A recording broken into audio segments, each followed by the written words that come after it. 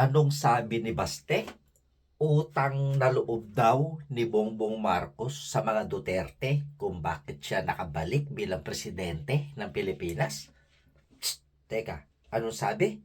Kaya nanalo si BBM dahil sa kanilang mga Duterte. Ouch. Nakakalimutan yata ni Baste. December 2021 pa lang, katatapos pa lang mag-file ng kandidatura ni BBM, ay siniraan na ni Digong. Sinabi na itong drug addict nagko-cocaine, nagparty-party sa yate. So, paano ibinoto ng mga DDS kung kay Digong pa lang siniraan na si BBM? Mukhang malabo yata yung information na nakuha mo, Baste. Tantanan mo na yan. Malala ka na, boy. Hindi na pangkaisipan ng abnormal na tao na yan. Abnormal na yan.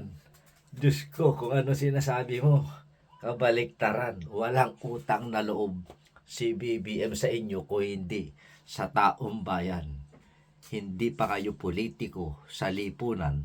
Andyan na yung mga loyalista. Real talk lang. Gumising ka, boy. Ha? Bata ka pa.